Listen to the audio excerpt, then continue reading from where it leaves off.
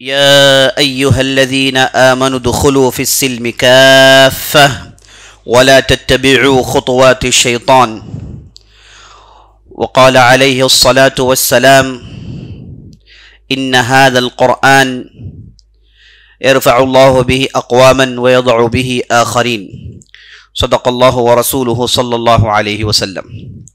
تمام قسم کی تعریفیں و بڑائی و بزرگی اللہ رب العزت کے لیے ہے جو مالک ارض و سما ہے، خالق کائنات ہے۔ لاکھوں کروڑوں درود و سلام ہو سرور کائنات فخر موجودات احمد مجتبیٰ محمد مصطفیٰ صلی اللہ علیہ وسلم پر، جنہیں اللہ تعالیٰ نے سارے کائنات کے لیے رحمت بنا کر مبعوث کیا۔ میں اللہ رب العزت کی بارگاہ میں دعا کرتا ہوں کہ اللہ تعالیٰ جس طرح ہمیں اس مبارک مجلس میں جمع کیا ہے اسی طرح ہمیں جنت الفردوس میں جمع کریں، آمین یا رب العالمین۔ میں اللہ سے دعا گو ہوں کہ اللہ تعالیٰ ہماری رمضان کی عبادتوں کو قبول فرمائے، ہماری اس بیٹھک کو قبول فرمائے، ہماری اس آمد کو قبول فرمائے، ہماری اس دینی تعلیم کو قبول فرمائے اور ان کے پاداش میں ہماری گردنوں کو جہنم سے رہا کریں، آمین یا رب العالمین۔ عزیز ساتھیو، ہم نے گزشتہ کی کئی مجلسوں سے کسی نہ کسی ایک شخصیت کو جس کا تعلق اسلام کے اعلاء کلمت اللہ سے ہے، ہم نے آپ کے سامنے عرض کیا اور ان زندگیوں سے نصیحتوں کو اخذ کیا۔ آج ہم جس شخصیت کے تعلق سے سننے والے ہیں یہ اسلام کے سب سے پہلے مہاجر ہیں، جنہوں نے سب سے پہلے ہجرت کر کے ساری دنیا کو دکھایا کہ اللہ کے لیے سب کچھ چھوڑا جا سکتا ہے، اور اللہ کے لیے جہاں دولت کو چھوڑا جا سکتا ہے وہاں پر اپنے خاندان والے اور اپنی اولاد کو بھی اللہ کے نام پر چھوڑ کر دوسرے علاقے میں جایا جا سکتا ہے جہاں پر اللہ کی عبادت کرنا زیادہ ممکن ہو۔ عزیز ساتھیو، میں آپ کو لے کر چلتا ہوں عہد نبوی صلی اللہ علیہ وسلم کے اس زمانے میں جب آپ صلی اللہ علیہ وسلم نے مکے کی وادی میں اسلام کا ڈنکا بجایا، اسلام کا نعرہ بلند کیا، اور لوگوں نے آپ صلی اللہ علیہ وسلم کے اس دعوت پر بڑی آسانی سے لبیک نہیں کہا، بلکہ آپ پر ایمان لانے والوں کی تعداد گنتی کی چند تھی، مٹھی بھر لوگ تھے جنہوں نے اسلام قبول کیا۔ اور وہ زمانہ ایسا تھا کہ جب آدمی اسلام کا نام لے تو لوگ اس پر ٹوٹ پڑتے تھے۔ اسلام کا نام لینا یا پھر اسلام قبول کرنا اپنی شامت کو دعوت دینے کے برابر تھا۔ یہ زمانہ تھا جب یہ مہاجر اول کے کان پر اسلام کی دعوت پڑتی ہے۔ انہیں معلوم ہوتا ہے کہ ان کے رشتہ دار جن کا نام محمد صلی اللہ علیہ وسلم ہے وہ لوگوں کو اللہ کی طرف بلا رہے ہیں۔ ان کی دعوت یہ ہے کہ اللہ کے علاوہ کوئی معبود برحق نہیں، اگر عبادت ہونی ہے تو وہ صرف اور صرف اللہ ہی کی ہونی ہے۔ ان بتوں میں کچھ رکھا نہیں گیا ہے، نہ یہ کچھ فائدہ پہنچاتے ہیں نہ ان سے کچھ نقصان ہوتا ہے، یہ صرف اور صرف مٹی کے بت ہیں، ان سے کچھ ہونے والا نہیں۔ ان کی عبادت کرنا سراپا گمراہی ہے، اور اللہ نے جس عبادت کو فرض کیا تھا وہ توحید تھا، توحید ہی کے راہ پر اللہ کی عبادت کی جا سکتی۔ تو یہ باتیں جب اس مہاجر اول کے کان پر پڑی تو باتیں انہیں بہت آسانی سے سمجھ میں آ گئی، کوئی دقت پیش نہیں آئی۔ یہ سیدھے آپ صلی اللہ علیہ وسلم سے ملاقات کرنے کے لیے دار الارقم پہنچتے ہیں۔ دار الارقم عزیز ساتھیو اس گھر کا نام ہے جہاں پر ایک صحابی رہتے تھے جن کا نام ارقم بن ابی ارقم تھا۔ یہ ان لوگوں میں سے ہیں جنہوں نے بالکل شروع میں لگ بھگ ان کی تعداد ان کا نمبر 8واں ہے کہ یہ جب اسلام قبول کرتے ہیں تو شروع میں اسلام قبول کر چکے تھے، اور انہوں نے اپنے گھر کو اسلام کے دعوت کا مرکز بنا لیا۔ آپ صلی اللہ علیہ وسلم سے کہا کہ آپ ادھر ادھر چھپ کے گھاٹیوں کے پیچھے پہاڑیوں میں لوگوں سے ملاقات کرتے ہیں، انہیں نمازیں پڑھاتے ہیں، انہیں اللہ کی عبادت سکھاتے ہیں۔ میں چاہتا ہوں کہ آپ اس کام کے لیے، اس کار خیر کے لیے میرے اس گھر کا استعمال کریں۔ تو آپ صلی اللہ علیہ وسلم دارالارقم میں لوگوں کو استقبال کرنا شروع کرتے ہیں. جو بھی کسی بھی تعلق سے اسلام کے بارے میں پوچھنا چاہتا وہ آپ صلی اللہ علیہ وسلم سے دارالارقم پہنچتا. لیکن دارالارقم یہ ایسا گھر تھا جو بالکل گھاٹیوں کے اندر تھا اور یہاں پر مسلمان چھپ چھپ کے پہنچتے تھے. علل اعلان یہاں پر پہنچنا بہت ہی مشکل تھا اور چاروں طرف مشرکین کا غول تھا. اور یہ وہ زمانہ تھا جب ابھی اللہ کی طرف سے حکم نازل نہیں ہوا کہ آپ صلی اللہ علیہ وسلم کھلم کھلا لوگوں کو اسلام کی دعوت دیں. جیسا کہ ہم جانتے ہیں سیرت کے آغاز میں آپ صلی اللہ علیہ وسلم 3 سال تک خفیہ دعوت کرتے رہے, چھپ چھپا کے لوگوں کو اسلام کی طرف بلاتے رہے. بعد میں اللہ نے کہا انذر عشیرتک الاقربین, اے نبی صلی اللہ علیہ وسلم اب چلو اٹھو, ڈنکی کی چوٹ میں لوگوں کو بلاؤ. تو آپ صلی اللہ علیہ وسلم نے علل اعلان دعوت کا سلسلہ شروع کیا. تو یہ خفیہ دعوت کا زمانہ تھا. تو یہاں پر لوگ چھپ چھپ کے اسلام قبول کرتے تھے اور دارالارقم پہنچتے تھے. جب کوئی بھی صحابی اسلام قبول کرتے تو انہیں دارالارقم پہنچا دیا جاتا, جہاں پر انہیں شہادت پڑھنے سکھایا جاتا اور ساتھ ساتھ نماز کی ادائیگی سکھائی جاتی. تو عزیز ساتھیوں, یہاں پر اس مہاجر اول کو پہنچا دی گئی اور یہ آپ صلی اللہ علیہ وسلم کے رشتہ دار تھے. آپ صلی اللہ علیہ وسلم بنو ہاشم سے تھے اور یہ بھی بنو ہاشم سے تھے. انہوں نے آپ صلی اللہ علیہ وسلم کی دعوت سنی اور بڑی آسانی سے اسلام قبول کر لیا. اور یہ جو آپ صلی اللہ علیہ وسلم کی دعوت پر شروع میں اسلام قبول کرتے ہیں, جو مہاجر اول ہیں, جن کی جو ہے ہجرت آپ سننے والے ہیں, ان کا نام ہے مصعب بن عمیر بن ہاشم العبدری. آپ صلی اللہ علیہ وسلم کے دادا اور ان کے دادا ایک ہیں. تو آپ صلی اللہ علیہ وسلم سے ان کا گہرا رشتہ تھا اور یہ شروع میں اسلام قبول کر لیتے ہیں. اسلام قبول کرنے سے پہلے ان کی زندگی کچھ ایسی تھی. یہ بہت ہی مالدار گھرانے سے ان کا تعلق تھا. ان کی والدہ جن کا نام خناس بنت مالک تھا, یہ بہت ہی مالدار عورت تھی اور ان کے والد نے ڈھیر ساری تجارت میں دولت چھوڑی تھی جو انہیں وراثت میں ملی اور ان کی والدہ کو وراثت میں ملی. ڈھیر سارا مال تھا اور یہ جب مکے کے وادی میں چلتے لوگ ان کی خوبصورتی اور ان کے کپڑوں کو دیکھ کر اشاش کرتے ہیں, کہتے کہ کیا زبردست نوجوان ہے. اور یہ ان کی دولت اور ان کے مالدار ہونے کی علامت یہ تھی کہ یہ انتہائی زبردست ایک خوشبو استعمال کرتے اور بہت ہی کاسٹلی یہ خوشبو ہوتی تھی جسے وہ استعمال کرتے. اور یہ استعمال کر کے اگر کسی راستے سے چلتے تو بعد میں آنے والوں کو پتا چل جاتا کہ یہاں پر مصعب بن عمیر گزرے ہیں, کیونکہ اس نوعیت اس قسم کی عطر استعمال کرنے والے مکے کے وادی میں گنتی کے چند ہیں, ان میں سے مصعب بن عمیر کا نام نمایاں ہے. تو عزیز ساتھیوں, مصعب بن عمیر اسلام لانے سے پہلے ان کی دنیا ان کے لیے جنت تھی. ان کا گھر ان کے لیے جنت تھا. پیسوں کی کوئی کمی نہیں تھی, پیسوں کی فراوانی تھی. ہر روز ایک لباس پہنتے تھے. کھانے پینے کے سامان عام لوگوں کی طرح ان کی زندگی نہیں تھی, بلکہ بہت ہی مالداروں میں ان کا شمار ہوتا تھا. لیکن قربان جائیں اس ہستی پر, قربان جائیں اس نفس قدسیہ پر کہ اس نے اسلام کی دعوت کو قبول کیا. جہاں یہ انتہائی مالدار تھے, جہاں یہ تاجر ذہن رکھتے تھے, وہاں اللہ نے انہیں بات سمجھنے کی زبردست فہم عطا کی تھی.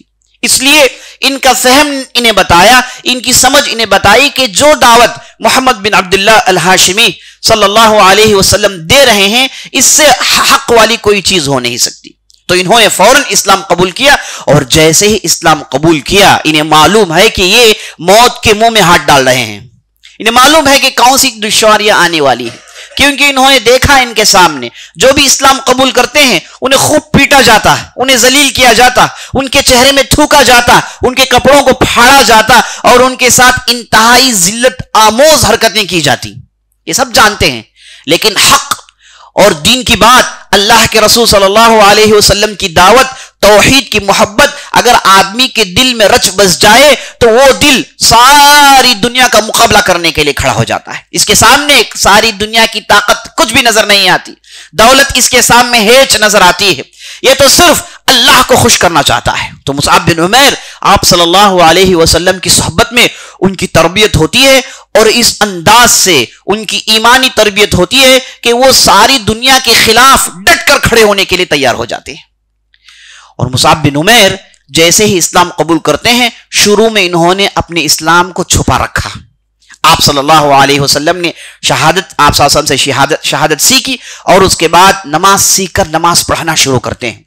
اور وہ زمانہ تھا کہ نبی صلی اللہ علیہ وسلم صحابہ کو لے کر پہاڑ کی گھاٹیوں میں چلے جاتے, وہاں پر جماعت سے نماز ادا کرتے ہیں. عزیز ساتھیو, یہ نماز ایسی چیز ہے جو انسان کے ساتھ جیسے ہی کلمہ شہادت پڑھتا ہے اس وقت سے اس کے ساتھ جڑ جاتی ہے.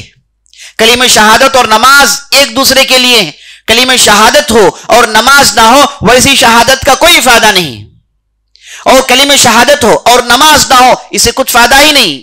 تو عزیز ساتھیو, شہادت اور نماز ایک دوسرے سے جڑ جاتے ہیں. تو آپ صلی اللہ علیہ وسلم اس زمانے میں جب شہادت کہنا مشکل ترین تھا, وہاں پر آپ صلی اللہ علیہ وسلم صحابہ کو لے کر پہاڑوں کی گھاٹیوں میں جماعت ادا کرتے تھے. تو نماز چھوڑنے کی گنجائش ہی نہیں تھی, اور نماز اس وقت 2 وقت ادائی کی جاتی تھی, صبح اور شام میں.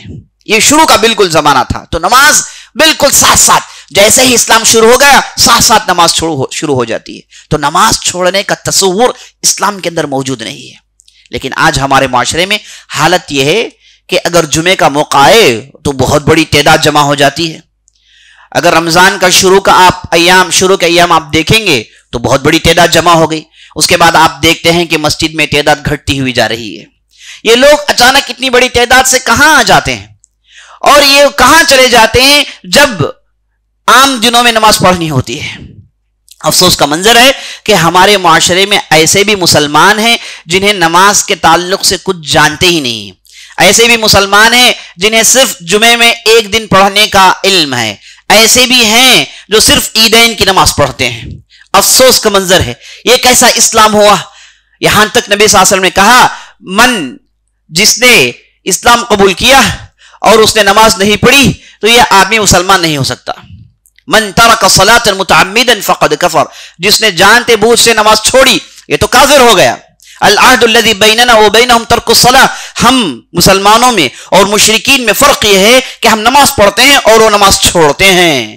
تو نماز چھوڑنا کفر ہے, نماز چھوڑنا بڑا گناہ ہے. آدمی نماز چھوڑ کر مسلمان ہو نہیں سکتا. افسوس در افسوس کا منظر ہے کہ رمضان کا مہینہ آیا ہے نماز کی پابندی سکھانے کے لیے, لیکن ہمارے معاشرے میں آج بھی ایسے لوگ ہیں جن کے گالوں میں جون تک رینگتی نہیں, وہ ابھی بیدار نہیں ہوئے, پتہ نہیں کس چیز کا انتظار کر رہے ہیں. اللہ حفاظت فرمائے. لیکن یہاں پر یاد رکھ لیجئے, ہماری ذمہ داری بنتی ہے جنہیں اللہ نے نماز پڑھنے کی توفیق بخشی, جنہیں اللہ نے اللہ کے دین پر چلنے کی ہدایت دی, ان لوگوں پر فرض بنتا ہے کہ وہ ان لوگوں کو کھینچ کر لائیں, ان لوگوں کو دین سمجھائیں, ان لوگوں کو ایسی مجالس میں لائیں جہاں ان کی تربیت ہوتی ہو, تاکہ اس کے بعد وہ اللہ کے دین پر عمل کر سکیں. یہ کیسا مسلمان ہے جو نماز نہیں پڑھتا؟ مجھے یہاں پر ایک بہت بڑے فقیہ کی بات آ جاتی ہے جو مغرب میں رہتے تھے, اندلس میں رہتے تھے. انہوں نے ایک مسئلے پر گفتگو کرتے ہوئے کہا کہ مسلمان ہو کر نماز چھوڑنا, وہ نماز چھوڑنے کی وجہ سے اسے مسلمانوں کے قبرستان میں نہیں دفن کرنا, ایسی مثال میں نے کبھی نہیں دیکھی. مانا یہ کہ وہ ان کے معاشرے میں مسلمانوں کو نماز چھوڑتے ہوئے نہیں دیکھے ہیں. اگر وہ ہمارے معاشرے میں آئے تو وہ کیا کہیں گے؟ یہاں پر تو معاملہ یہ ہے کہ مسلمان نماز چھوڑتا ہے, اسے مسئلہ ہی نہیں. اذان ہو رہی ہے, جماعت سے نماز چل رہی ہے, اسے تو اس کی دکان کی پڑی ہے, اسے تو اس کا کام کا پڑا ہے. جبکہ نبی صلی اللہ علیہ وسلم صحابہ جنہوں نے ڈھیر ساری دولت کمائی, ابھی آپ نے عبد الرحمن بن عوف کے تعلق سے سنا کہ اللہ نے انہیں کتنی دولت دی تھی. وہ پوری دولت کماتے, اللہ ان کی دولت میں برکت ڈالتے رہتا, لیکن یہ زیادہ وقت مسجد میں گزارتے ہیں, نماز کبھی ضائع نہیں ہوتی. تو اگر کوئی آدمی اپنے ایمان کو چیک کرنا چاہے, وہ نماز کی پابندی کو دیکھے, نماز کو لے کر وہ کتنا محتاط اور کتنا سیریس ہے. اگر وہ نماز کو لے کر بالکل کیئرلیس ہے, بے خبر ہے, غفلت میں پڑا ہوا ہے, اس کا ایمان بالکل آخری نچلے درجے میں ہے. اگر کوئی آدمی نماز کو لے کر سیریس ہے, یعنی نماز اس کے لیے ایک بہت بڑا خزانہ ہے, وہ ڈرتا ہے کہ کہیں خزانہ ضائع نہ ہو جائے, یاد رکھ لیجیے یہ آدمی کے اندر خیر ہے, یہ آدمی کے دل میں ایمان ہے. ایمان اور نماز ایک ہیں. اللہ نے قرآن میں نماز کو ایمان کہا ہے. اللہ نے قرآن کے اندر نماز کو ایمان, ان اللہ لا یضیع ایمانکم, اللہ تمہارے ایمان کو ضائع نہیں کرتا. مفسرین نے کہا ایمان سے مراد نماز ہے. تو عزیز ساتھیو, آپ صلی اللہ علیہ وسلم یہ زمانہ تھا جب 2 وقت کی نماز پڑھتے تھے، صحابہ کو لے کر گھاٹیوں میں چھپ کر نماز پڑھتے تھے، کیونکہ نماز ایک ایسی چیز ہے آدمی کو طاقت دیتی ہے، آدمی کو ثبات قدمی پر ابھارتی ہے، اس کا دل مضبوط ہوتا ہے، وہ اللہ کے دین پر عمل پیرا ہوتا ہے، شیطان کے حربوں سے بچتا ہے۔ اسی لیے شروع میں ہی نماز پڑھنا ضروری تھا۔ تو مصعب بن عمیر آپ صلی اللہ علیہ وسلم سے نماز سیکھتے ہیں اور قربان جائیں اس ہستی پر، قربان جائیں اس برگزیدہ بندے پر جس دن اس نے اسلام قبول کیا۔ شروع میں اس نے اپنے اسلام کو چھپائے رکھا، لیکن اسلام سے اسے اتنی محبت ہو گئی کہ یہ جان دے سکتا ہے لیکن اسلام کو ضائع ہونے نہیں دے سکتا۔ یہ ان کا خیال اور ان کے ذوق میں داخل ہو گیا۔ تو عزیز ساتھیوں، شروع میں چھپائے رکھا، لیکن ایک مرتبہ جب یہ نماز پڑھ رہے تھے، ایک صاحب جو اب تک اسلام نہیں قبول کیے تھے، جن کا نام عثمان بن طلحہ تھا، انہوں نے انہیں نماز پڑھتے ہوئے دیکھ لیا اور سیدھے گئے ان کی والدہ کے پاس، پوری خبر سنا دی کہ تمہارا لڑکا، تمہارا لاڈیلا، تمہارا لخت جگر یہ محمد کے دین میں چلا گیا ہے، میں نے اسے وہ حرکتیں کرتے ہوئے دیکھا جو ان کے لوگ کرتے ہیں۔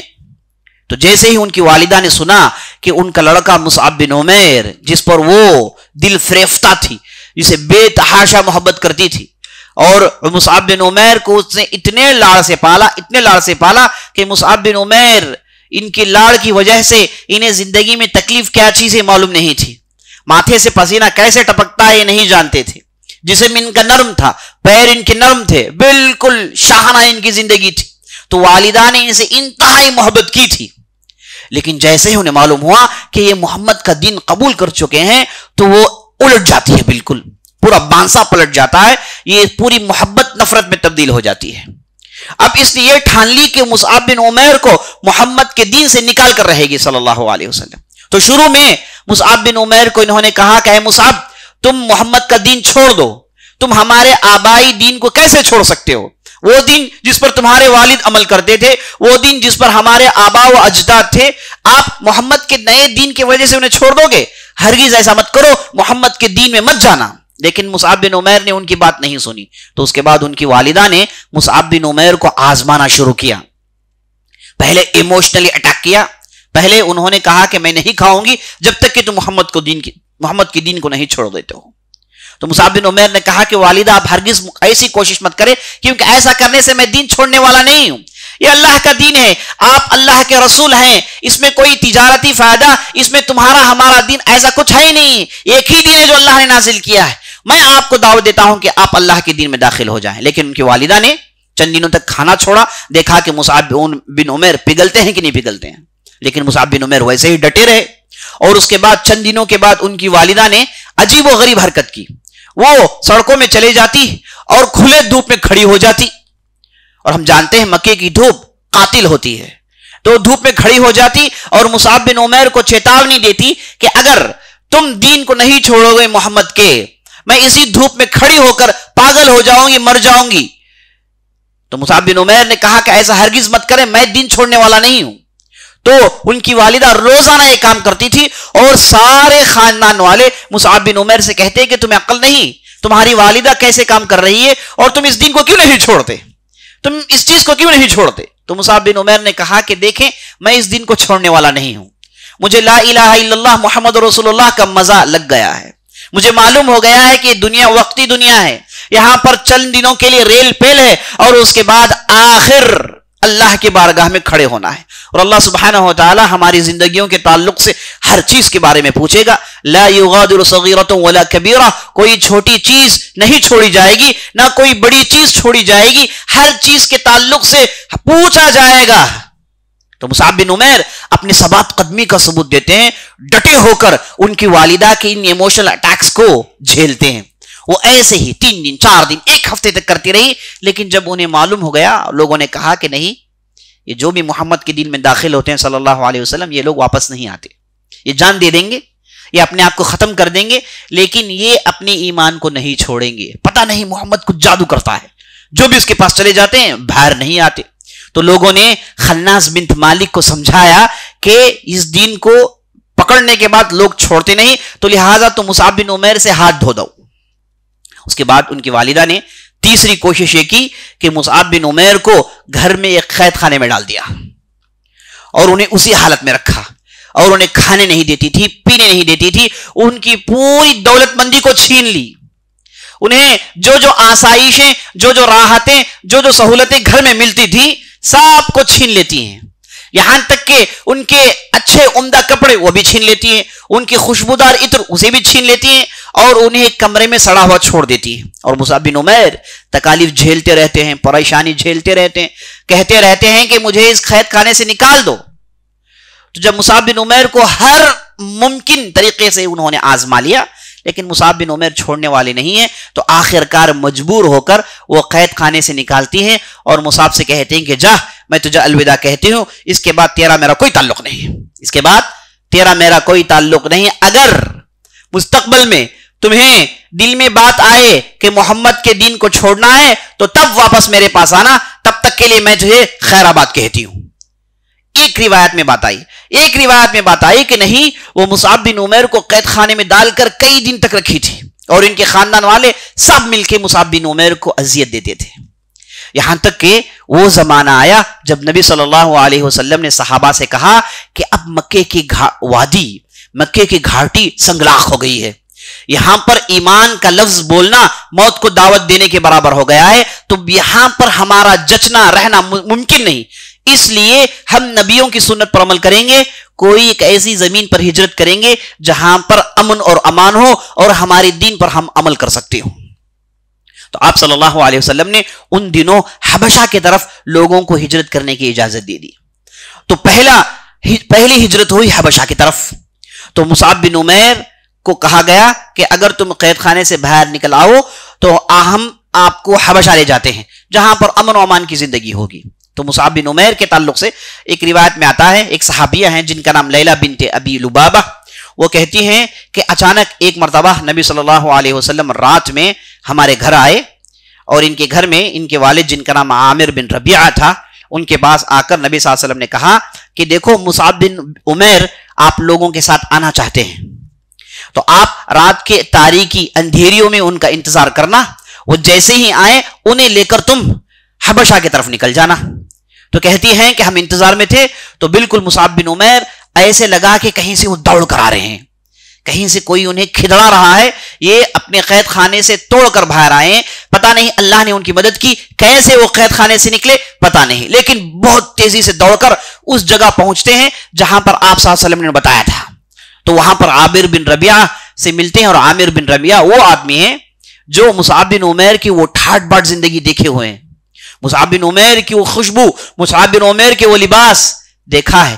لیکن جب مصعب بن عمیر کو اس حالت میں دیکھتے ہیں تو ان کی آنکھوں میں آنسو آ جاتے ہیں کہ مصعب بن عمیر وہ پرتپاک نوجوان، آج اس کی حالت یہ کہ انتہائی قسم پرسی کی حالت میں، اس کے کپڑے پھٹے ہوئے ہیں، اس کے جسم سے پسینہ نکلا ہوا ہے، چاروں طرف چوٹ ہیں اور کسی نے اسے پیٹا ہے، اور وہ ٹھاٹ باٹ سب کچھ ختم ہو گیا، اور دوڑتے ہوئے مصعب بن عمیر ہاں پہنچ رہے ہیں. تو عامر بن ربیعہ انہیں لے کر، ایک چھوٹی سی ٹولی تھی جو بڑی تیزی سے ساحل کی طرف بھاگی، اور کہتی ہیں کہ جب مصعب بن عمیر ہمارے ساتھ دوڑنے لگے تو چونکہ وہ بالکل نرم آدمی تھے، انہوں نے کبھی سختی دیکھی نہیں تھی، گھر میں ان کے جسم سے کبھی پسینہ نہیں نکلا، انہوں نے وہ رف زندگی کبھی نہیں دیکھی تھی. تو جب وہ ہمارے سامنے بھاگ رہے تھے، میں یہ دیکھتی ہوں کہ ان کے پیروں میں، ان کے قدموں سے خون پھوٹ پھوٹ کے نکل رہا ہے، پیر پھڑ گئے ہیں اور اسے خون نکل رہا ہے.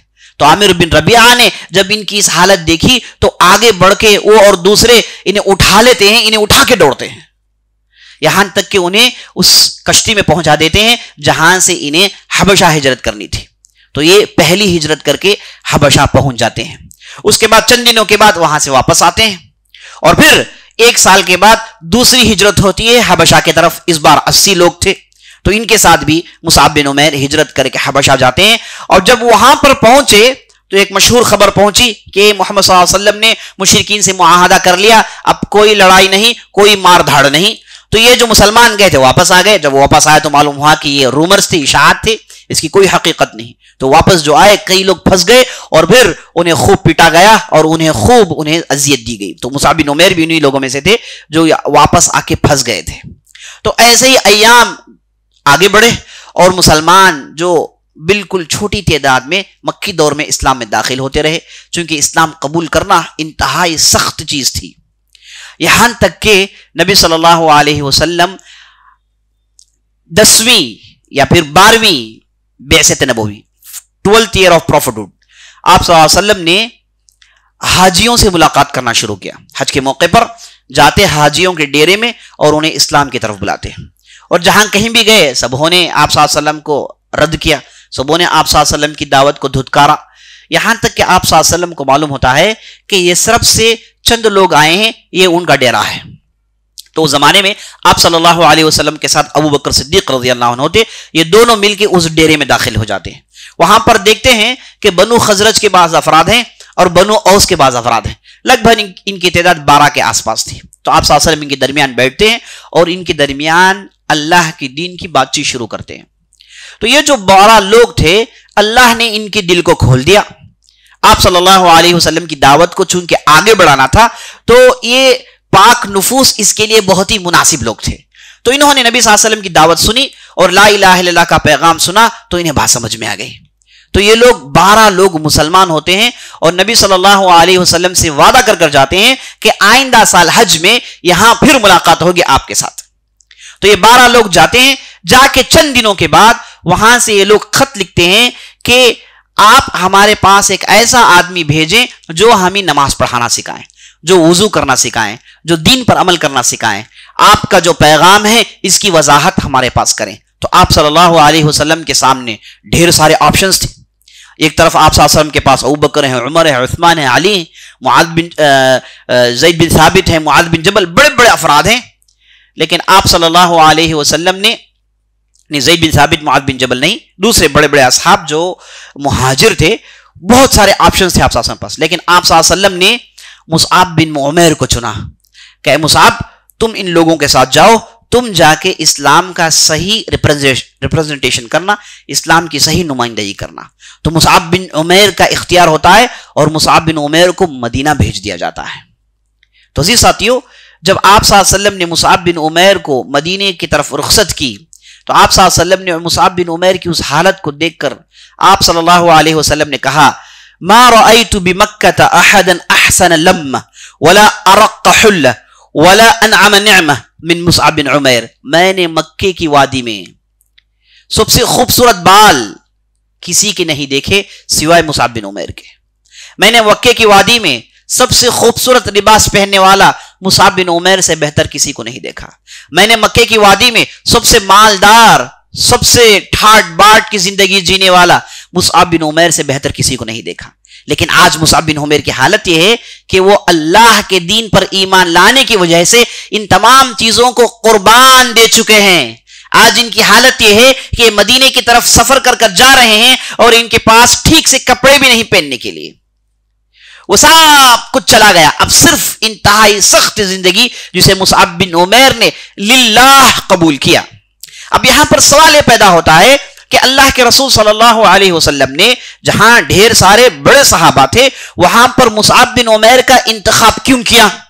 وہ اس لیے کہ مصعب بن عمیر جہاں وہ مالدار آدمی تھے, ذہین و فہیم آدمی تھے, وہاں پر ان کے پاس علم سیکھنے کا شغف تھا. یہ آپ صلی اللہ علیہ وسلم سے اس وقت جو بھی قرآن نازل ہوا تھا لگ بھگ پورا انہوں نے حفظ کیا ہوا تھا, اور آپ صلی اللہ علیہ وسلم کی صحبت میں رہ کر پورے احکامات سے انہیں واقفیت تھی اور پورا علم رکھتے تھے. تو اس سے بہتر کوئی آدمی آپ صلی اللہ علیہ وسلم کو نظر نہیں آیا. تو آپ صلی اللہ علیہ وسلم نے مصعب بن عمیر کو مدینہ روانہ کر دیا اور کہا کہ مدینے میں جاؤ گے تو اسعد بن زرارہ بنو نجار, اسعد بن زرارہ ایک ہیں جو اسلام قبول کر کر گئے ہیں, جو 12 لوگوں میں سے تھے, وہ آپ کا انتظار کریں گے, آپ ان کے علاقے میں چلے جانا. تو مصعب بن عمیر سفر کر کے اس جگہ پہنچتے ہیں جہاں پر اسعد بن زرارہ تھے, اور اسعد بن زرارہ نے استقبال کیا اور مصعب بن عمیر کو اپنے پاس رکھا. شروع کے چند ایام اپنے ساتھ رکھا اور مدینے کے قبائل کے تعلق سے علم دیا. دیکھیے مصعب بن عمیر قریشی تھے, ان کے لیے سب کچھ مکہ تھا, اور مکہ آپ جانتے ہیں پورے عرب میں سب سے مشہور شہر ہے.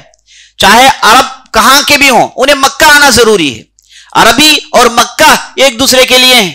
مکہ ان کے لیے ہیڈ کوارٹرز ہے جہاں پر آتے ہیں, کعبے کی وہ زیارت کرتے ہیں اور مکے میں تجارت کرتے ہیں. مکہ اس زمانے میں بہت بڑا شہر ہوتا تھا عرب کے اندر. تو جو بھی عربی ہو، کسی بھی قبیلے سے اس کا تعلق ہو، وہ مکہ رجوع کرتا تھا. اور مصعب بن عمیر مکے کے تھے تو وہ دوسرے قبائل، دوسرے بستیوں سے واقف نہیں تھے. تو جب مدینہ پہنچے تو اسعد بن زرارہ نے مدینے کے تعلق سے بہترین بیک گراؤنڈ دیا، مدینے کے قبائل کے تعلق سے معلومات دی. تو مصعب بن عمیر نے ایک بہترین پروگرام بنایا کہ کیسے لوگوں کو اسلام میں داخل کرنا ہے. جب مصعب بن عمیر مدینہ گئے تو بڑی مشکل سے 12 سے 13 لوگ مسلمان ہوئے تھے بس. اور اس کے بعد وہ اپنی دعوت کا آغاز کرتے ہیں. مصعب بن عمیر نے کہا کہ اس علاقے میں سب سے مشہور قبیلہ کون سا ہے؟ تو انہیں معلوم ہوا کہ بنو عبد الاشہل ایک قبیلہ ہے، یہ بہت ہی مشہور اور طاقتور قبیلہ ہے، ان کے افراد اگر مسلمان ہو جائے تو اسلام کو کافی تقویت ملے گی. تو اسعد بن زرارہ کے ساتھ یہ بنو عبد الاشہل میں چلنا شروع کرتے ہیں، لوگوں سے ملاقات کرنا شروع کرتے ہیں. تو چند لوگ اسلام قبول کرتے ہیں دھیرے دھیرے. اور مصعب بن عمیر کی بات میں اللہ نے ایسی تاثیر دی. اور دعوت کرتے کیا تھے؟ لمبی لمبی بحثیں نہیں، تمہارا دین خراب ہمارا دین سچا، ایسی باتیں نہیں. سیدھے قرآن کی آیتوں کی تلاوت کرتے اور ان آیتوں کو سمجھاتے. بس قرآن کی آیتوں کی تلاوت کافی تھی کہ ایک عربی اسلام قبول کریں. اور ایسی عربی زبان، ایسی فصاحت، ایسی بلاغت کہ وہ انکار کہاں کر سکتا. اور جیسے ہی سنتے ششدر رہ جاتے کہ ایسا کلام، اور سیدھے سیدھے اسلام قبول کر لیتے. تو بنو عبد الاشہل کے لوگ بڑی تیزی سے مسلمان ہونا شروع ہو جاتے ہیں. اب یہاں پر ایک بہت ہی دلچسپ واقعہ پیش آتا ہے جس کی تفصیل میں آپ کے سامنے رکھنا چاہتا ہوں. وہ یہ ہے کہ ایک مرتبہ اسعد بن زرارہ انہیں لے کر بنو عبد الاشہل کے ایک بہت ہی اہم علاقے میں چلے جاتے ہیں. وہاں پر ایک بہت ہی بڑا باغ تھا کھجور کا. اور آپ جانتے ہیں مدینہ ایک زرخیز علاقہ ہے، مکہ اس کی گھاٹیاں سخت اور سنگین ہیں، وہاں پر پیڑ پودے اگتے نہیں ہیں. مدینہ انتہائی ہرا بھرا لہلاتی کھیتیں بعض علاقے میں موجود ہیں، آج بھی ایسا ہی ہے. تو یہاں پر ایک بہت بڑا باغ تھا، وہاں پر اسعد بن زرارہ مصعب بن عمیر کو لے کر چلے جاتے ہیں اور وہاں پر بیٹھے رہتے ہیں. اتنے میں ہوتا یہ ہے کہ دو بہترین لوگ جو اس وقت مسلمان نہیں تھے، دو انتہائی پاک دامن لوگ اس وقت مسلمان نہیں ہوئے تھے. ایک کا نام تھا اسید بن حضیر، دوسرے کا نام تھا سعد بن معاذ. یہ دونوں اس قبیلے کے سردار تھے. اور اس میں اسید بن حضیر جو تھے اسعد بن زرارہ کے خالازاد بھائی تھے. تو یہ جو سردار تھے ان کے پاس لوگ آ کے کہنے لگتے ہیں کہ دیکھو وہ دو لوگ ہمارے علاقے میں آ گئے ہیں. مانا یہ کہ جن کی خبر پہنچ گئی ہے مشرکین کے درمیان کہ ان لوگوں کا دین بدلتے ہیں اور ان کے آبائی دین کو گالی دیتے ہیں، ان کے بتوں کو گالی دیتے ہیں، ایسے دو لوگ یہ مدینے کی سڑکوں میں گھوم رہے ہیں. یہ خبر سب کو پہنچ گئی تھی. تو جیسے ہی یہ دو ان کے باغ میں داخل ہوئے، ایک کنویں کے پاس بڑھ گئے تو لوگ دوڑ کر اسید بن حضیر کے پاس کہنے لگے، ان کے بغل میں سعد بن معاذ تھے، جا کے کہنے لگے کہ وہ دو آ گئے ہیں. تو اسید بن حضیر کو اتنا غصہ آتا ہے کہ یہ ہمارے علاقے میں بھی آ گئے.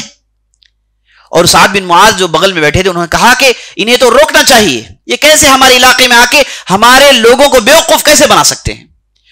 تو اس کے بعد سعد بن معاذ کہتے ہیں کہ اے اسید بن حضیر، یہ اسعد بن زرارہ میرا خالازاد بھائی ہے، اگر میں جاؤں اس پر غصہ کروں تو ہو سکتا ہے کہ قبائل کے لڑائی ہو جائیں، اس لیے بہتر ہے کہ آپ جائیں اور انہیں ڈانٹے، کہیں کہ دوبارہ اس علاقے میں نہ آئیں، اگر آئیں تو ان کے پیر کاٹ دیے جائیں گے، دوبارہ اس علاقے میں یہ داخل نہ ہو، آپ جائیں جا کے ڈانٹیں. اسید بن حضیر نے ان کی باتیں سنی اور بڑے جوش و خروش سے اور پورے غصے سے اپنے ہاتھ میں ایک ڈھالا رکھے ہوئے تھے، یہ لے کے بڑی تیزی سے ان دونوں کی طرف آگے بڑھتے ہیں. اب جب ان دونوں کی طرف پہنچتے ہیں تو دیکھتے ہیں کہ وہ کنویں میں بیٹھے ہیں اور دونوں کے چہروں میں انتہائی اطمینان اور سکون ہے.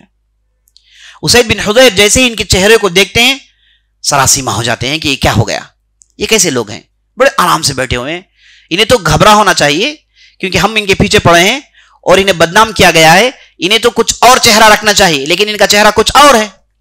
اور جیسے ہی ادھر پہنچتے ہیں ڈانٹنا شروع کرتے ہیں، چیخنا شروع کرتے ہیں، کہتے ہیں کہ تم کیسے لوگ ہو، تم ہمارے لوگوں کو بیوقوف بنا رہے ہو، فلاں فلاں فلاں باتیں. تو اسعد بن زرارہ اور مصعب بن عمیر ان کی باتیں پوری سنتے ہیں، یہاں تک کہ وہ اپنی پوری بات، پورا غصہ نکال کر ٹھنڈے ہو جاتے ہیں. مصعب بن عمیر اسید بن حضیر سے کہتے ہیں کہ کیوں نہ ایسا ہو، جیسے ہم نے آپ کی بات سنی آپ ہماری بات سن لیں، اگر ہماری بات میں کہیں پر بھی آپ کو انصاف نظر آئے تو ہماری بات قبول کر لیں، اگر انصاف نظر نہیں آیا تو ہم چھوڑ دیں گے علاقہ. تو اسید بن حضیر نے کہا تو آپ کی بات تو بالکل انصاف پر مبنی ہے، منصفانہ بات ہے، ضرور ہم آپ کی بات سنیں گے.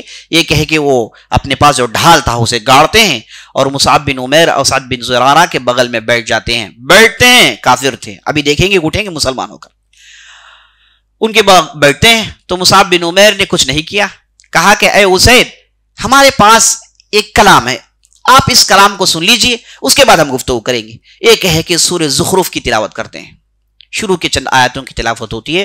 اسید بن حضیر جیسے ہی ان آیتوں کو سنتے ہیں ان کا جسم لرزہ اندام ہو جاتا ہے, ان کا جسم لرزنے شروع ہو جاتا ہے. عربی ہیں اور ایسی زبان اور ایسی پختی زبان اور اس عمدہ انداز سے میسیج اللہ کی طرف, توحید کی طرف, اسید بن حضیر کے اوسان خطا ہو جاتے ہیں.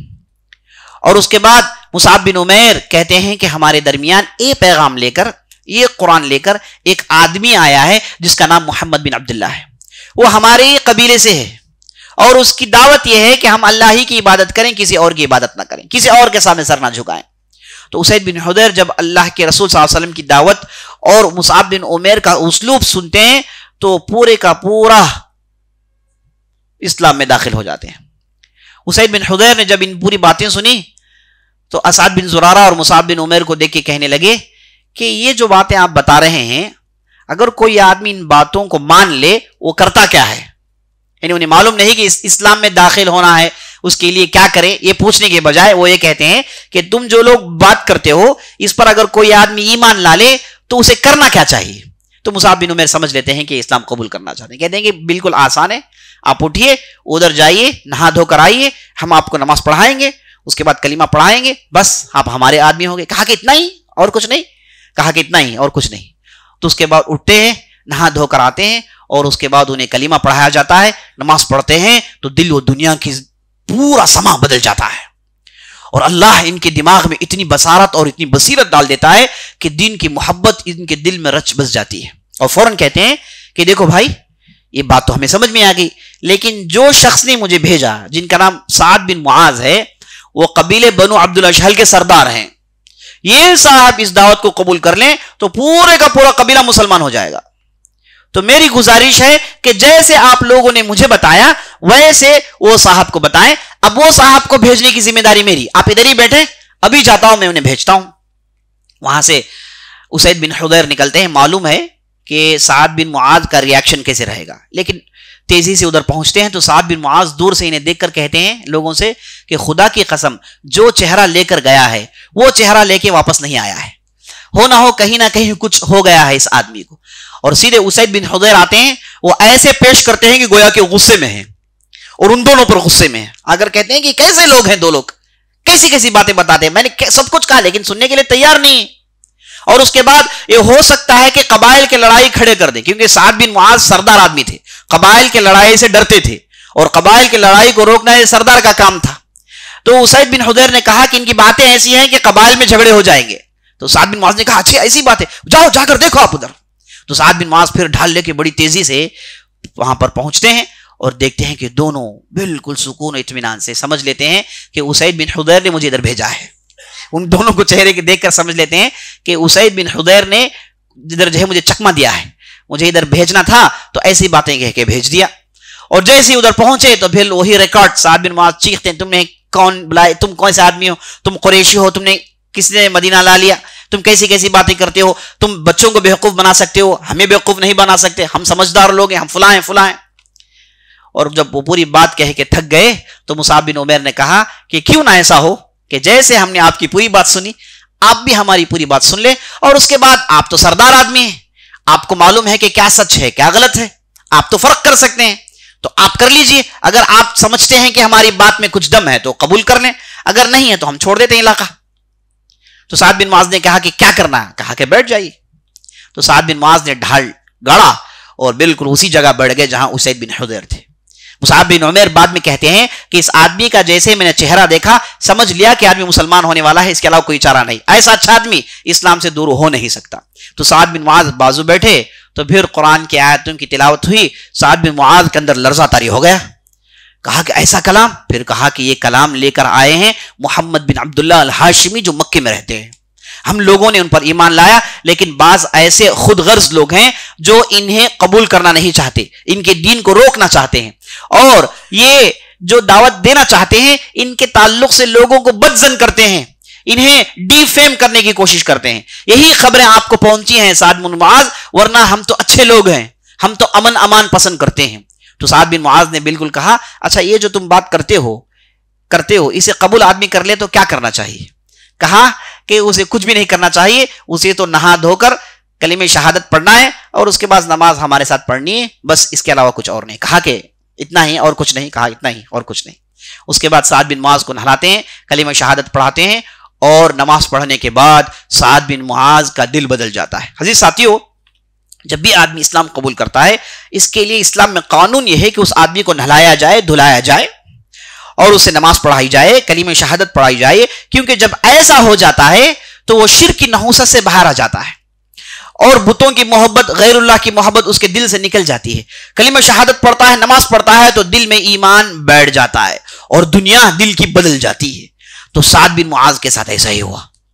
اور سعد بن معاذ سردار آدمی تھے، جب اسلام قبول کرتا ہے سردار تو اس کا اپنا سٹائل ہوتا ہے، تو اٹھ کے کھڑے ہوتے ہیں، کہتے ہیں کہ اب قبیلے کی طرف جانا ہے، سیدھے قبیلے کی طرف جاتے ہیں، کہتے ہیں کہ جو بھی مرد، جو بھی عورت، جو بھی بچہ ہے سب میرے سامنے جمع ہو جائیں. تو پورا قبیلہ جمع ہو جاتا ہے. سعد بن معاذ بہت بڑے سردار اور سخی داتا آدمی، سب سے بہتر آدمی، سب کو جمع کر دیتے ہیں اور اس کے بعد کہتے ہیں کہ اے لوگوں، آپ لوگ میرے بارے میں کیا جانتے ہو، میں تمہارے لیے کیسا آدمی ہوں؟ سب مل کے کہتے ہیں کہ کیا سوال ہے، آپ ہم سے سب سے بہتر آدمی ہیں، ہم سے سب سے بہتر اچھے انسان ہیں، آپ ہمارے لیڈر ہیں، آپ ہمارے قائد ہیں، سب تعریف کرتے ہیں. تو کہتے ہیں کہ سن لو، تم میں سے کسی مرد، کسی عورت سے میری بات چیت حرام ہے جب تک کہ میں جو بات کہتا ہوں اس پر تم ایمان نہیں لاتے. لوگ پوچھتے ہیں کہ ویسی کیا بات ہے؟ اب اس کے بعد مصعب بن عمیر تھے ادھر، مصعب بن عمیر نے انہیں بتایا اسلام کیا ہے. تو یہ واقعہ ہوا دوپہر میں. شام آتے آتے پورا قبیلہ مسلمان ہو گئے، شام آتے آتے پورا قبیلہ مسلمان ہو جاتا ہے. تو عزیز ساتھیوں، مصعب بن عمیر نے اس انداز سے پورے مدینے میں اسلام کے پرچم کو لہرایا، اور کوئی ایسا قبیلہ نہیں تھا جس میں یہ کیا پھر دو مسلمان نہیں ہو گئے ہوں.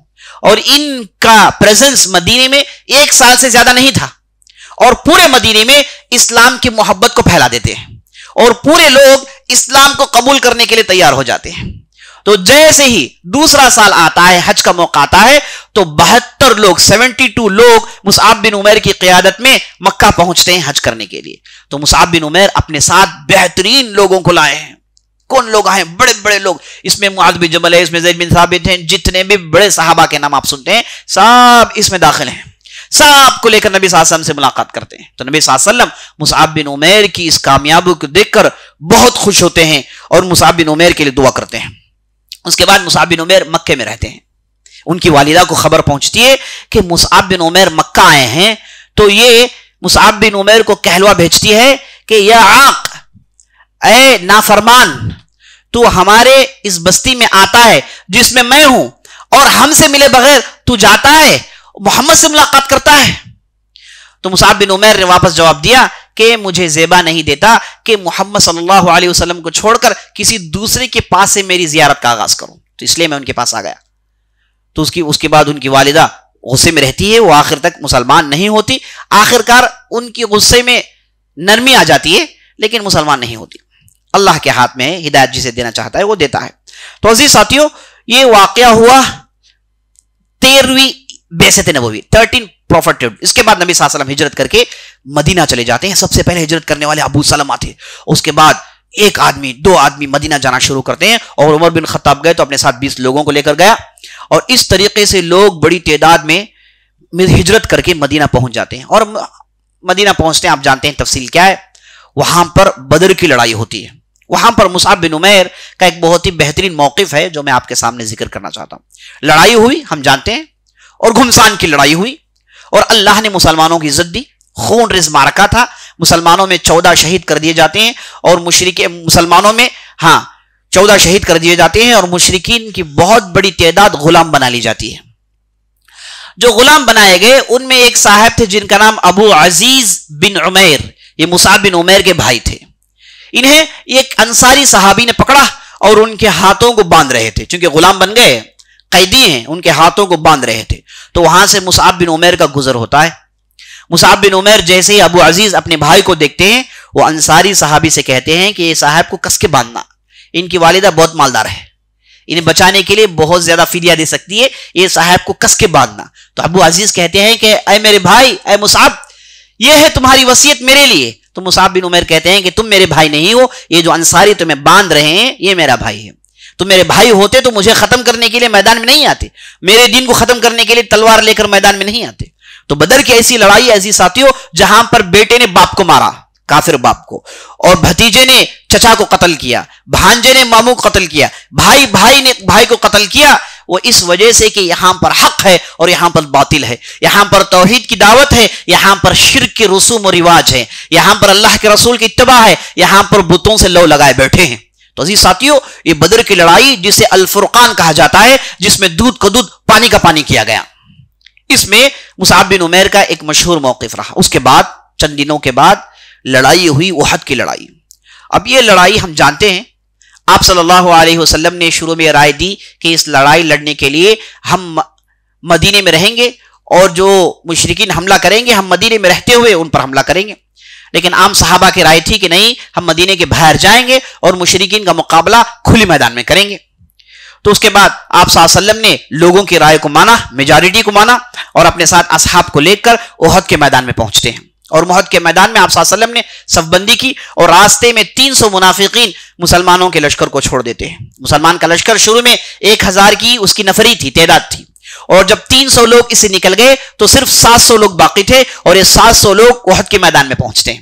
تو آپ صلی اللہ علیہ وسلم نے میدان کو دیکھا، اور اس کے بعد صحابہ کو ٹھیک جگہ نصب کیا، اور ایک پہاڑی کی طرف عبداللہ بن جبیر کو بلایا اور ان کے ساتھ 50 تیر انداز دیے اور کہا کہ تم جاؤ اس پہاڑی کے اس پر رکے رہو، اگر تم نے دیکھا کہ ہم لڑائی جیت کر مال غنیمت اٹھا رہے ہیں تم نہیں نیچے اترو گے، اگر تم دیکھ رہے ہو کہ ہم لڑائی ہار گئے ہیں، ہماری جسموں کو پرندے کھود کر لے کر جا رہے ہیں، تب بھی تم پہاڑ کی اس جگہ کو نہیں چھوڑو گے۔ یعنی آپ صلی اللہ علیہ وسلم نے اس حد تک تاکید کی، کیونکہ آپ صلی اللہ علیہ وسلم کو یہ میدان دیکھ کر معلوم ہو گیا کہ یہاں پر اگر کوئی دشمن ہم پر حاوی ہونا چاہے تو اس کے لیے کھلا دروازہ صرف یہ ہے، ورنہ ہم جہاں کہیں سے بھی آئے ہم دبوچ لیں گے، لیکن صرف ایک کھلا لوپ ہول ہے جہاں پر ہم کو احتیاط کرنا ہے۔ تو آپ صلی اللہ علیہ وسلم نے عبداللہ بن جبیر سے کہا کہ یہ لوگ 10-50 آدمی وہیں پر رکے رہو، اور لڑائی شروع ہوئی، گھمسان کی لڑائی شروع ہوئی۔ شروع میں مسلمانوں نے ایسی تاپڑ توڑ حملے کیے کہ مشرکین کے پرخچے اڑ گئے، ایسی گھمسان کی لڑائی، ایسا خون ریز معرکہ کہ مشرکین کے ہوش و حواس میں بھی نہیں تھا کہ مسلمان ایسی لڑائی لڑیں گے۔ یہ وہ لڑائی تھی جس میں آپ صلی اللہ علیہ وسلم نے شروع میں جب جہاد کی روح پھونکنی تھی تو آپ صلی اللہ علیہ وسلم نے ایک بہت بڑی تلوار اٹھا کر کہا کہ یہ تلوار کون اسے لے گا؟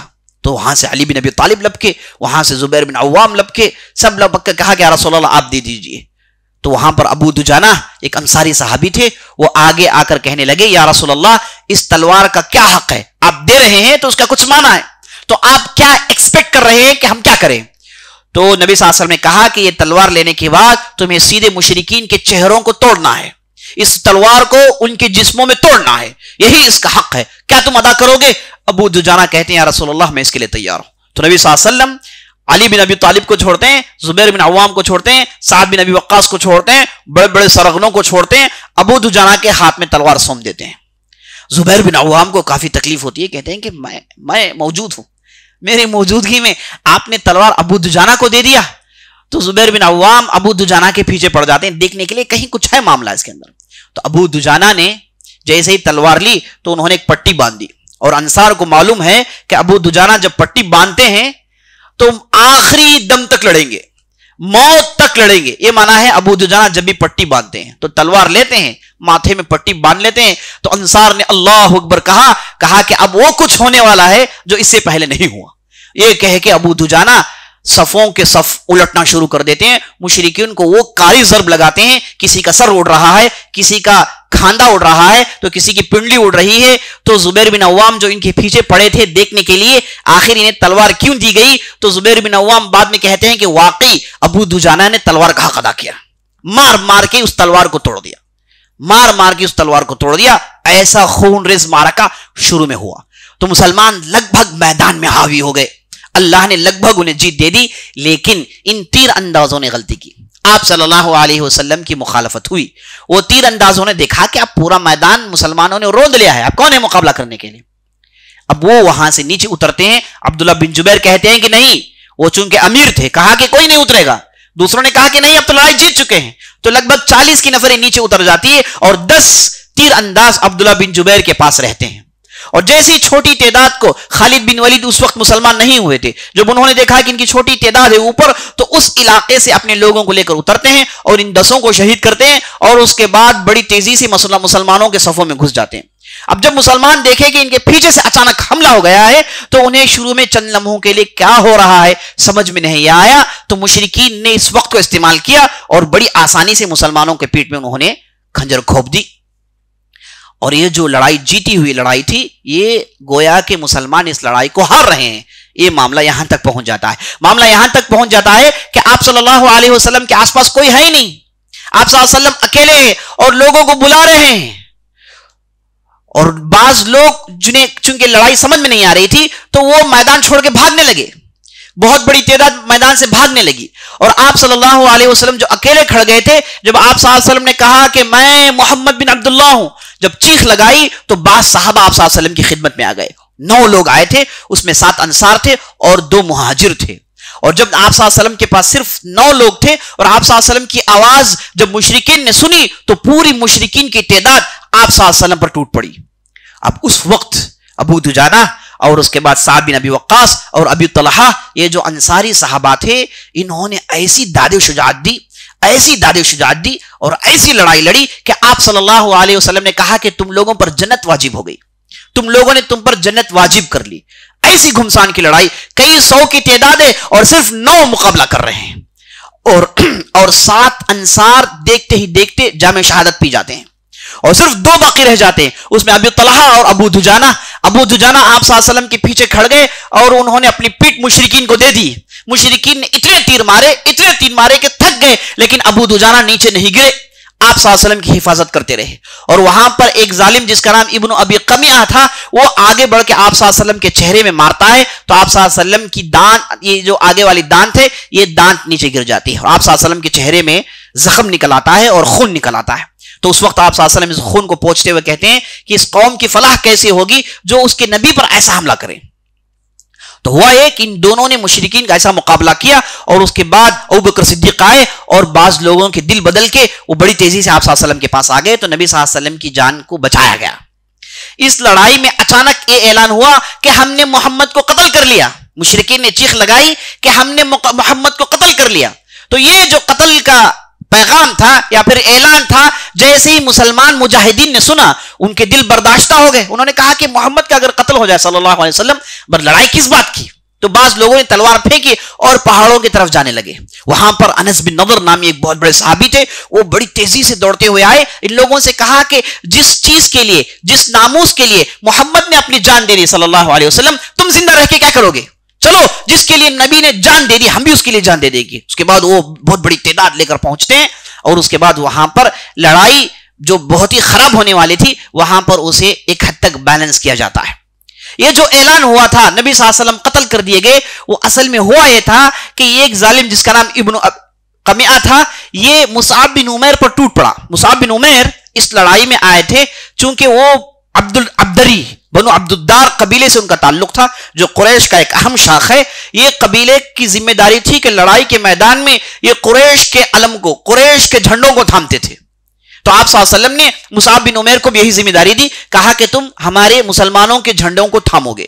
تو یہ مسلمانوں کو جھنڈا تھام کر کھڑے ہوتے ہیں. اس زمانے میں لڑائی کا یہی طریقہ تھا کہ میدان میں جھنڈوں کو تھامتے تھے.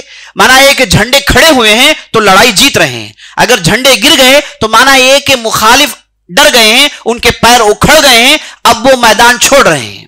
تو جھنڈے کھڑے ہونا علامت ہے کہ اس طرفہ لڑائی جیتی جا رہی ہے. تو یہ جھنڈوں کو تھانا بہت ہی اہم چیز تھی. تو مصعب بن عمیر کے ہاتھ میں ذمہ داری تھی، یہ مسلمانوں کے جھنڈوں کو تھامے ہوئے کھڑے ہوئے تھے. تو ایک ظالم آگے سے آیا، اس نے مصعب بن عمیر پر حملہ کیا. تو مصعب بن عمیر نے روکا، وہ بھی لڑائی لڑنے کی کوشش کی، لیکن اس ظالم نے ایسا حملہ کیا کہ مصعب بن عمیر کا جو سیدھا داواں ہاتھ تھا وہ ٹوٹ کر نیچے گر جاتا ہے. یہ اپنے الٹے ہاتھ سے جھنڈا تھامے ہوئے تھے، پھر ظالم نے الٹے ہاتھ پر ضرب لگائی تو ان کا الٹا ہاتھ بھی نکل کر گر جاتا ہے۔ یہ اپنے پیروں اور پیٹ کے بلبوتے پر اس جھنڈے کو تھامے رکھے، علم کو گرنے نہیں دیا۔ قربان جائیں اس بندے مومن پر، اس نے اپنے دونوں ہاتھ کو قربانی دے دی، لیکن اسلام کے جھنڈے پر آنچ آنے نہیں دیا، اسلام کے جھنڈے پر دھبا آنے نہیں دیا۔ یہ ہوتا ہے عزیز ساتھیوں ایمان کا زور، یہ ہوتا ہے ایمان کی نشانی۔ آدمی خود کو ختم کر لے، اسلام پر آنچ آنے نہ دے۔ آدمی اپنے آپ کو ختم کر لے، اللہ اور اللہ کے رسول کی خلاف سازش کو کامیابی ہونے نہ دے۔ صحابہ نے اپنا بڑا مرتبہ اس لیے حاصل کیا، اللہ نے قرآن میں کہا رضی اللہ عنہم ورضوا عنہ، اللہ ان سے راضی ہے، وہ اللہ سے راضی ہیں۔ اتنی بڑی سرٹیفکیٹ، السابقون الاولون من المہاجرین والانصار، ان کے لیے جنتیں ہیں۔ یہ جو اللہ نے خوشخبریاں سنائی وہ اس لیے کہ ان کی ایسی قربانیاں تھیں۔ تو مصعب بن عمیر اس علم کو تھامے ہوئے ہیں اپنے پیٹ اور اپنے گھٹنوں کے بلبوتے پر، لیکن یہ ظالم نے نہیں چھوڑا، اس نے پیدر پہ مصعب بن عمیر کے پیٹ پر حملہ کیا، ان کی گردن پر حملہ کیا، یہاں تک کہ مصعب بن عمیر جامع شہادت حاصل کر لیتے ہیں، جان آفرین ہو جاتی ہے، اور ان کی جو ہے روح قفص انصری سے پرواز کر کے بیت الاجل کو لبیک کہتے ہیں، اللہ کے راہ میں شہید ہو جاتے ہیں۔ اللہ اکبر۔ یہ مصعب بن عمیر کے ساتھ ہوتا ہے، اور چونکہ مصعب بن عمیر نبی صلی اللہ علیہ وسلم کے شبیہ تھے، آپ صلی اللہ علیہ وسلم کا چہرہ اور مصعب بن عمیر کا چہرہ بہت زیادہ ملتا تھا۔ آپ صلی اللہ علیہ وسلم کا چہرہ مکے کی گھاٹی میں 4 لوگوں سے زیادہ ملتا تھا، ایک تھے مصعب بن عمیر، دوسرے تھے ابو سفیان، ایک تیسرا آدمی تھا، تو ان کے چہرے بالکل ملتے تھے۔ تو مصعب بن عمیر گویا کہ آپ صلی اللہ علیہ وسلم کے شبیہ تھے۔ تو جب اس ابن قمیعہ نے مصعب بن عمیر کو قتل کر لیا تو اس نے چیخ لگائی کہ میں نے محمد کو قتل کر ڈالا، تو اس لیے صفوں میں کھلبلی مچ گئی۔ تو یہاں پر عزیز ساتھیوں مصعب بن عمیر شہید ہو جاتے ہیں اور لڑائی تھم جاتی ہے۔ اس کے بعد مشرکین بھاگ جاتے ہیں، مسلمان اپنے شہیدوں کو جمع کرنا شروع کرتے ہیں۔ تو شہیدوں کو جمع کیا گیا، حنظلہ کو جمع کیا گیا، بڑے بڑے صحابہ، عمرو بن جموح، بڑے بڑے ان کی نعشیں ہیں، سب کو لایا گیا، سب کو دفنایا گیا۔ اور آپ صلی اللہ علیہ وسلم نے لوگوں سے پوچھا کہ مصعب بن عمیر کا کیا ہوا؟ لوگ دوڑ کر گئے تو مصعب بن عمیر کو پہچانا نہیں جا رہا ہے، ان کے ہاتھ کٹے ہوئے ہیں، چہرے پر چوٹ ہیں، جسم میں اتنے چوٹ ہے کہ کوئی گن نہیں سکتا، اور اس حالت میں وہ اللہ کے راہ میں شہادت حاصل کرنے کے بعد مٹی میں پڑے ہوئے ہیں۔ تو ان کی نعش کو اٹھایا جاتا ہے اور انہیں لایا جاتا ہے اور انہیں دفنایا جاتا ہے۔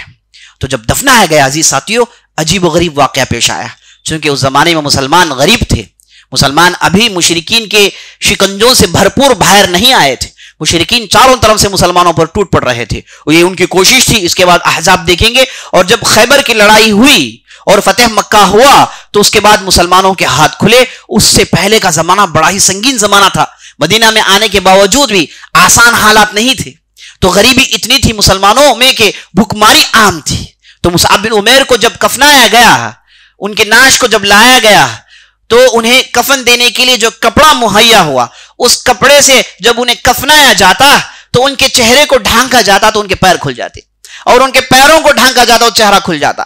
تو نبی صلی اللہ علیہ وسلم نے اس منظر کو دیکھا تو آپ صلی اللہ علیہ وسلم کی آنکھوں سے آنسو زار و قطار گرنے لگے کہ ایسا بندہ جو مکے کے وادی میں اس کی زندگی کچھ اور تھی، لیکن اس نے جب اسلام قبول کیا تو اسلام کے لیے اس نے سب کو ترجیح دیا، اسلام نے اس کے لیے اس نے دولت چھوڑ دی، اس نے اس کی والدہ کو چھوڑ دیا، اس نے اس کے خاندان کو چھوڑ دیا، اس نے سب کچھ ہر لمحہ اسلام قبول کرنے کے بعد اللہ اور اللہ کے رسول کی خدمت میں لگائی۔ کتنی بڑی اس کی قربانی۔ تو آپ صلی اللہ علیہ وسلم نے مصعب بن عمیر کی اس حالت کو دیکھ کر قرآن کی آیتیں پڑھتے ہیں اور مصعب بن عمیر کو کہتے ہیں کہ تمہیں دنیا میں تو کچھ نہیں ملا، لیکن میں تمہیں آخرت کی گارنٹی دیتا ہوں، جنت میں تمہارے لیے بلند مرتبے ہوں گے۔ تو اس کے بعد آپ صلی اللہ علیہ وسلم کہتے ہیں کہ ان کے چہرے کو ڈھانک دیں، پیر میں گھاس رکھ دیں۔ تو اس انداز سے عزیز ساتھیوں مصعب بن عمیر کو دفنایا جاتا ہے۔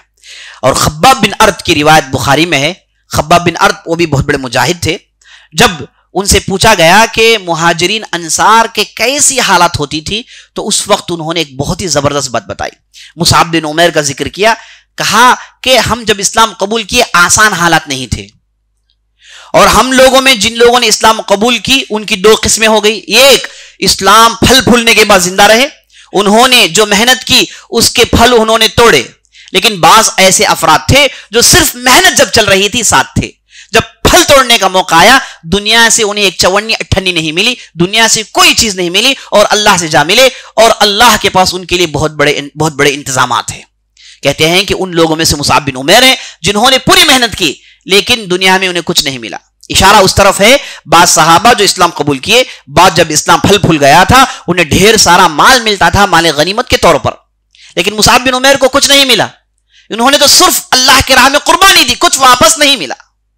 کہتے ہیں کہ یہ ان لوگوں میں سے ہیں جو اللہ کے لیے سب کچھ دیا لیکن اللہ نے انہیں کچھ واپس نہیں دیا، لیکن انہیں آخرت میں بہت بڑا مرتبہ ہے. اور کہتے ہیں کہ مصعب بن عمیر وہ آدمی ہیں جب انہوں نے اسلام قبول کیا، ان کی نرم چمڑی جب سختی کو جھیلنا شروع کی تو ان کی چمڑی سے چھلکے نکلتے تھے.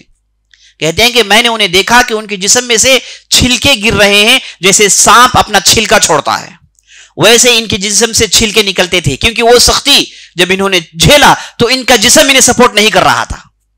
تو اس انداز سے میں نے مصعب بن عمیر کو دیکھا ہے. یہ کہتے ہیں خباب بن ارت. عزیز ساتھیو، ان کی زندگی سے ہمارے لیے جو نصیحت ہے وہ یہ ہے کہ جو آدمی اللہ کے لیے اخلاص کے ساتھ اللہ کے دین کی خدمت میں لگتا ہے اللہ اسے ضائع نہیں کرتا. اللہ سبحانہ و تعالیٰ کے یہاں دنیا کچھ بھی حیثیت نہیں رکھتی. اسی لیے نبی صلی اللہ علیہ وسلم نے کہا کہ لو كانت الدنيا عند الله تساوي جناح بعوضة لما سقى منه كافر شربة ماء. اگر اللہ کی نظر میں یہ دنیا مچھر کے پر کے برابر بھی ہوتی تو کافر کو ایک گھونٹ پانی نہیں ملتا اس زمین میں. تو اللہ سبحانہ و تعالیٰ دنیا اور دنیا کی زیب و زینت اللہ کے نظر میں کچھ نہیں ہے. یہ دنیا تو ایک دھوکہ ہے جہاں آدمی آتا ہے جانے کے لیے، یہاں پر رہتا ہے چند ایام اور یہاں پر رہ کر اپنی آخرت سنوارتا ہے، یہاں پر رہ کر اپنی جنت سنوارتا ہے اور اس کے بعد یہاں سے اسے رخصت ہونی ہے. تو عزیز ساتھیوں، مصعب بن عمیر کی زندگی میں ہمارے لیے بہت بڑی نصیحت یہ ہے کہ ہم اور آپ اخلاص کی زندگی اگر بتائیں گے تو ہمارے لیے اللہ نے جو رکھا ہے وہ بہت بڑا ہے. ھذا باللہ توفیق وصلی اللہ علی نبینا محمد وعلی آلہ وصحبہ اجمعین. والسلام علیکم ورحمۃ اللہ وبرکاتہ. انشاءاللہ کل کی مجلس میں ہم اسی طریقے سے ایک اہم شخصیت کو لے کر آپ کی خدمت میں حاضر ہوں گے. آپ سے گزارش ہے کہ آپ وقت مقرر پر پہنچیں اور ان باتوں سے فائدہ اٹھائیں اور ساتھ اپنے لوگوں کو لائیں، اپنے اہل خانہ کو لائیں تاکہ انہیں بھی ان اہم باتوں کو جاننے کا موقع ملے. ھذا باللہ توفیق وصلی اللہ علی نبینا محمد. موضوع کے متعلق کوئی سوال ہے تو کر سکتے ہیں انشاءاللہ. سوال یہ کر رہے ہیں کہ اگر کوئی آدمی اسلام قبول کرتا ہے کیا اس پہ نہانا واجب ہے؟ یہ اہل علم کے درمیان اس میں مختلف رائے ہے. صحیح یہ ہے کہ وہ اگر نہا لے تو بہتر ہے، اگر وہ نہا لے تو بہتر ہے. اگر نہانے کا انتظام نہیں ہے تو الگ بات ہے. اگر پانی وغیرہ نہانے کا انتظام ہے تو نہانا اس کے لیے زیادہ بہتر ہے. واللہ اعلم. سوال یہ کریں کہ اسلام قبول کرنے کے بعد کیا نماز پڑھنا، یہ جو 2 رکعتیں ہیں پڑھنا واجب ہے؟ نہیں، یہ 2 رکعتیں پڑھنا ان کے لیے مستحب ہے. اسلام قبول کرنے کے بعد اس کے بعد جو نماز ہوتی ہے وہ نماز اس پر واجب ہے. واللہ اعلم.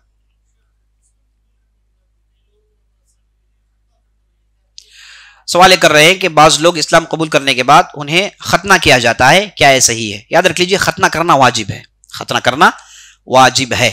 یہ جو صاحب اسلام قبول کیے ہیں انہیں اگر آپ شروع میں ختنہ کہیں گے تو گھبرا جائیں گے، ہے نا. اس لیے انہیں شروع میں ختنہ نہ کہیں، انہیں کہیں کہ اسلام قبول کرے آرام سے، اور جب بات پوری سمجھ جائیں تو انہیں بعد میں ختنہ کریں. فوراً جلد بازی ضرورت ہے. بعض لوگ ہے نا ایسا سمجھتے ہیں کہ شہادت بھی بعد میں، پہلے ختنہ کر لیں، ہے نا. انہیں لے کے ہسپتال کی طرف دوڑتے ہیں، وہ صاحب گھبرا جاتے ہیں، ایک ہمیں پریشانی ہے اسلام قبول کے لیے مجھے ختنہ کرنے کے پیچھے پڑے ہیں. تو اس لیے اس پر زور نہیں، زور ہے کلمہ شہادت، توحید، دین جاننے پر. اب جب آدمی دین جاتا ہے اسے مہلت دیں اور جب چاہے وہ ختنہ کر لیں اور بتائیں کہ ختنہ کرنا واجب ہے، ختنہ کرنا واجب ہے. تو اس کا دل کھلنے کے بعد وہ اپنی مرضی سے ختنہ کریں، اسے مجبور نہ کریں. واللہ اعلم.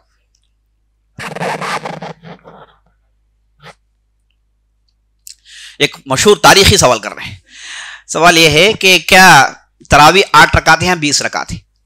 مائی عائشہ کی روایت صاف ہے جس میں وہ کہتی ہیں کہ آپ صلی اللہ علیہ وسلم نے رمضان اور غیر رمضان میں 11 رکعت سے زیادہ رات کی نماز نہیں پڑھی.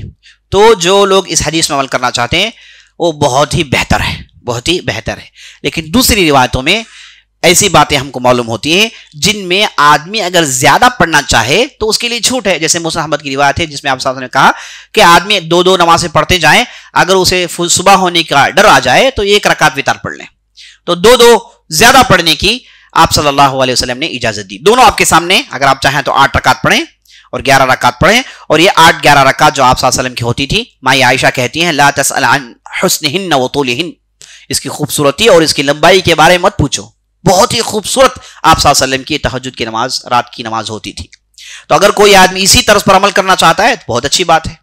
اگر کسی کے پاس اتنی طول، اتنی طوالت سے کھڑنے کی طاقت نہیں، وہ مختصر پڑھنا چاہتا ہے، اس کے لیے بھی اچھی بات ہے. تو یہ جو 20 رکعت ہے اس میں کوئی قباحت نہیں، آدمی پڑھ سکتا ہے. لیکن افضل یہی ہے جو آپ نے سنا، جو حدیث پر عمل کرنا چاہتا ہے وہ اس پر عمل کر سکتا ہے انشاءاللہ.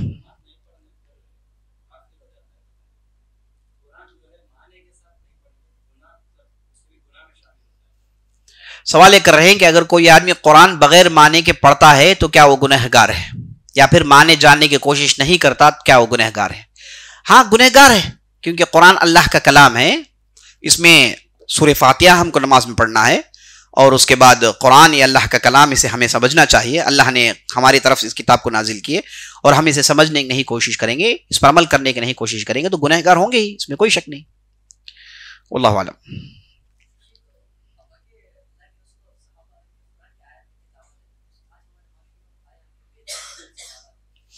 سوال کر رہے ہیں کہ ہمارے معاشرے میں آج کل بعض لوگوں نے سنت کے خلاف دعوت کا طریقہ اختیار کر لیا. معنی یہ کہ غیر مسلمانوں کے پاس جاتے ہیں تو ان کے وید کے شلوک انہیں پڑھتے ہیں، اس کے معنی سمجھاتے ہیں اور اس کے بعد اسلام سے کمپیئر کرتے ہیں.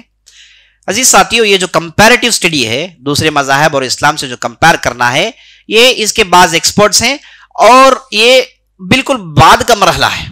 شروع میں جب آدمی دعوت کا کام کرے گا اسے صرف قرآن کی آیت پڑھے گا اور اسلام کی بڑائی بیان کرے گا، اسلام کی خوبی بیان کرے گا. اب سننے والے کی مرضی ہے، اگر اس کے ذہن میں کوئی ڈاؤٹ ہو تو وہ ڈاؤٹ کلیئر کرے گا.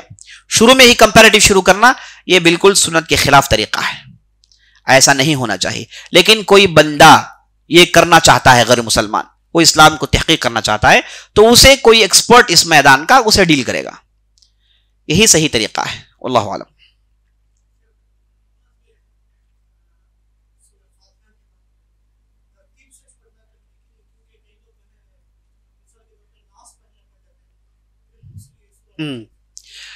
سوال کر رہے ہیں کہ جب آدمی نماز پڑھتا ہے سورہ فاتحہ کے بعد پہلی رکعت میں ایک سورت پڑھتا ہے اور دوسری رکعت میں سورہ فاتحہ پڑھتا ہے، کیا جو سورت پڑھے گا اس بار وہ پہلی رکعت کی سورت کے بعد آنے والی سورت پڑھے گا یا پھر اس سورت کی پہلی بھی سورت پڑھ سکتا ہے؟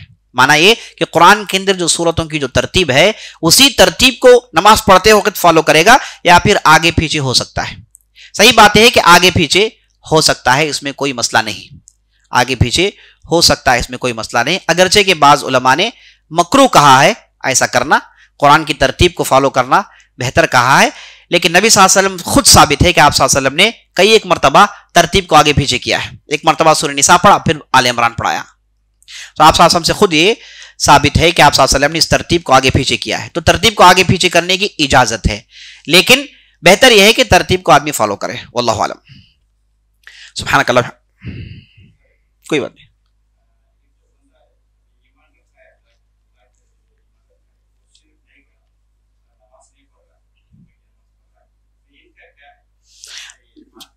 جی سوال کر رہے ہیں کہ بعض لوگ اسلام قبول کرتے ہیں الحمدللہ، لیکن وہ صرف جمعے کی نماز، اہم نمازوں کو پڑھتے ہیں، 5 وقت کی نماز کے پابند نہیں ہوتے. یہ اسلام قبول نہیں. ہمارے مسلمانوں کی خود یہ حالت ہے، اکثر و بیشتر مسلمانوں کی خود یہ حالت ہے کہ اس میں مسلمان بچپن سے ہے لیکن 5 وقت نماز کی پابندی نہیں ہے. ابھی آپ کو میں نے بتایا یہ بہت ہی سنگین معاملہ ہے. یہاں تک علماء نے لکھا جو آدمی نماز کا پابند نہیں ہوتا وہ اگر مر جائے اسے مسلمانوں کے قبرستان میں دفن نہیں کرنا چاہیے. یہاں تک لکھا ہے. وہ آدمی مسلمان نہیں ہو سکتا، اس کی بیوی اسے طلاق ہو گئی ہے، بہت ہی سنگین معاملات کھڑے ہو جاتے ہیں اگر آدمی نماز نہیں پڑھے تو. اس لیے نماز نہیں چھوڑنی چاہیے. یہ آخری رسی ہے اللہ اور بندے کے درمیان، وہ یہ نماز. اس رسی کو کاٹ لے گا تو پھر کوئی کنیکشن باقی نہیں رہتا، آخری کنیکشن ہے. تو نماز کا معاملہ بہت ہی سنگین ہے. لیکن چونکہ ہم جس معاشرے میں رہتے ہیں وہاں پر ایسی تعلیمات موجود نہیں ہیں تو ایسے آدمی کو ہم کافر نہیں کہیں گے، اسے خامخواہ اسے کافر کہے گے، اسے مشرک کہیں گا، غلط بات ہے. اسے نصیحت سے کام لیں گے، اسے ڈرائیں گے کہ تم جو عمل کرتے ہو یہ کفر ہے، تم جو راستے پر چلتے ہو یہ کافروں کا راستہ ہے. یہ کہہ کے ہم اسے ڈرا سکتے ہیں لیکن چہرے پہ ہم اسے کافر نہیں کہہ سکتے. واللہ اعلم. سبحانک اللہم وبحمدک، اشہد ان لا الہ الا انت، استغفرک واتوب الیک.